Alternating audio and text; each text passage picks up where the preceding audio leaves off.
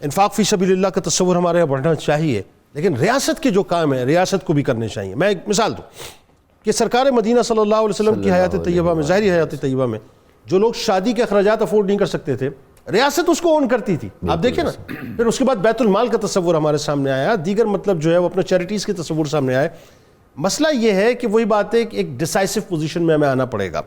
موجودہ دور، میرا اپنا ماننا یہ ہے، maybe I am wrong, آپ ذرا مجھے کریکٹ کیجیے گا، کہ معیشت کی طاقت کا دور ہے، میں مانتا ہی ہوں.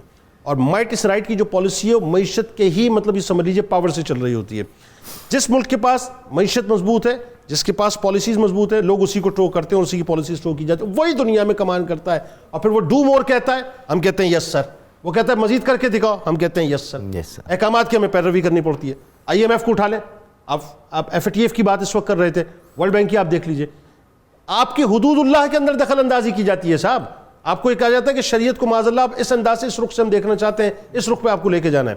بتائیے کیسے بہتر کریں گے معاملے کو؟ سر سب سے پہلی چیز تو یہ ہم نے کرنا ہے کہ اپنی اکنامک پالیسیز میں سے ایموشنلزم اور ایڈ ہاکزم کو نکال دینا. درست. یعنی آپ کوئی بھی کام جو کہ میچور اور سوبر طریقے سے کر سکتے ہیں، اس میں ایموشنز اور فیلنگ کا کوئی تعلق نہیں ہوتا. درست.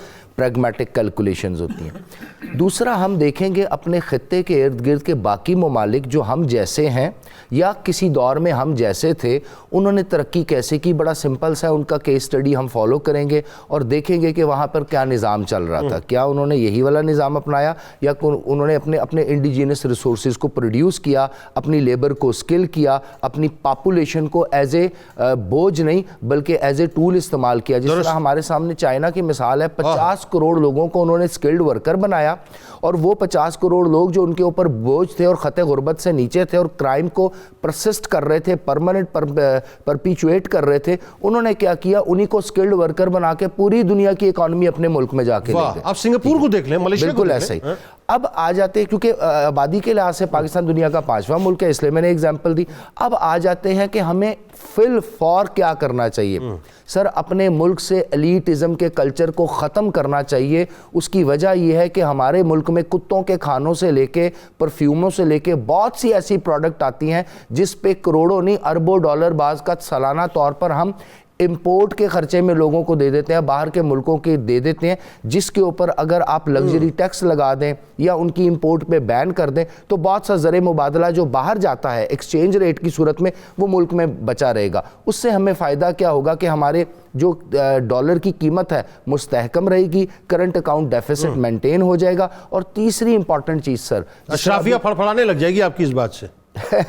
جو مراد یافتہ ہمارے ملک میں تو سارے معاملات اشرافیہ کرتی ہے، لیکن سر اگر آپ تاریخ پڑھیں نا، انسانی تاریخ پڑھیں، تو اشرافیہ کا جو رول ہوتا ہے نا وہ صرف کمائی کرنے کا ہے. جو برداشت کرنا ہے اور جو مشکل وقت سے گزرنا ہے وہ عوام ہی گزرتی ہے. اچھا، تیسری بات جو آپ بتا رہے تھے. تیسری بات سر یہ ہے کہ ہمیں اپنے ملک کے اندر تھوڑا سا سسٹم کو ریوائیو کرنا پڑے گا. ایک تو بیوروکریٹک فارملزم اور کرپشن کو دور کرنا پڑے گا، اور دوسری امپورٹنٹ چیز جو پارلیمنٹ جس کام کے لیے بنی ہے، مقننہ کا جو کام ہے اس سے وہ کام کروانا ہوگا. ہمیں ویلیو ایڈڈ ٹیکس لگانا ہوگا، ہمیں ویلتھ ٹیکس لگانا ہوگا، غریبوں کے اوپر جنرل سیلز ٹیکس اور باقی سارے معاملات جو ہم کرتے ہیں، اس سے ہم لانگ ٹرم غریبوں کا جتنا بھی خون نچوڑ لیں، معیشت کو جتنا آرٹیفیشل طریقے سے جس کو کہتے ہیں ایڈجسٹ کر لیں، یا جو باہر سے ہمارے اوورسیز پاکستانی پیسہ بھیجتے ہیں اس کو جس طرح مرضی ایڈجسٹ کر لیں، لیکن ملک کے اکنامک ایشوز کا حل نہیں ہوگا. اور چوتھی بات، خدارہ اپنے ملک کے بڑے ادارے اور سینسٹیو ادارے جس میں اکانومی کا ادارہ ہوتا ہے، یہاں پر ہمارے ملک میں بڑے بڑے اچھے ڈاکٹر ہیں، باہر سے پڑھ کے آئے ہیں جنہوں نے آئی ایم ایف اور ورلڈ بینک کی نوکری نہیں کی.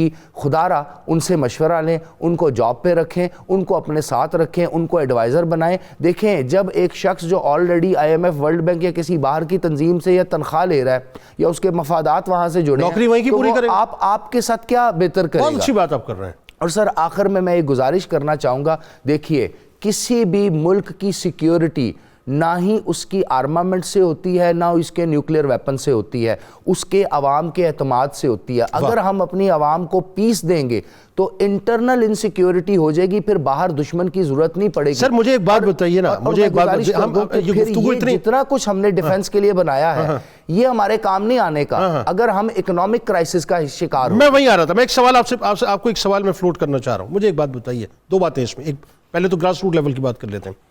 اس وقت پیٹرول 145 روپے ہو گیا. بالکل. میں بڑی عام سی مثال دے کے بات کروں, بالکل جس آدمی کی تنخواہ 20,000 روپے ہے اور جو مہینے کا جو مثال کے طور پہ 5,000 کا پیٹرول ڈلوا رہا تھا, اب وہ 7,500 روپے کا پیٹرول ڈلوا رہا ہے, اس کا بجٹ پورا آؤٹ کر دیا نا, وہ کہاں جائے گا؟ کرپشن نہیں کرے گا. آپ کیا سمجھتے ہیں وہ پارسا رہے گا یا صاف ستھرا رہے گا؟ دوسری جو بنیادی بات ہے وہ کیا ہے, اب آ جائیے میکرو لیول کے اوپر, کہ آپ کا مسئلہ یہ ہے کہ آپ ایک اسلامک, ظاہر ہے مطلب آپ کلیم کرتے ہیں, اللہ کرے کہ ہم اسلامی جمہوریہ پاکستان صحیح طور سے بن جائیں. بالکل. سوال یہ ہے, آپ کو وہاں سے انسٹرکشنز آتے ہیں ناموس رسالت کے معاملے میں, ختم نبوت کے معاملے میں, ویمن رائٹس کے معاملے پہ, آپ کو LGBTQs کو جو ہے رائٹس دینے کے معاملے میں. بہت کھل کے سوال کر رہا ہوں آپ سے. جی بالکل. ہر جگہ پہ جو ہے ڈومیننسی ان کی ہے, اور وہ یہ کہتے ہیں جی اگر ایسا نہیں کرو گے FATF کی تلوار لٹکی ہوئی ہے, ورلڈ بینک, IMF, قرضے, سود, دیگر معاملات. آپ کیسے نکلیں گے ان چیزوں سے؟ سر دیکھیں, اسی لیے انسان جدوجہد کرتے ہیں, قومیں اکٹھی ہوتی ہیں اور الگ مملکت بنائی جاتی ہے. جب ہم کہتے ہیں نا کہ پاکستان کا مطلب کیا, لا الہ الا اللہ محمد الرسول اللہ, تو ہم وہ اپنی پوری تحریک آزادی 1857 سے لے کے 1947 تک کے یاد کرتے ہیں, وہ 90 سال جس میں مسلمانوں نے جانی نذرانہ بھی دیا, نظریات بھی سامنے لے کر کے آئے اور ایک پورے کا پورا ڈھانچہ کھڑا کیا. اس لیے ہم نے الگ وطن بنایا تھا نا.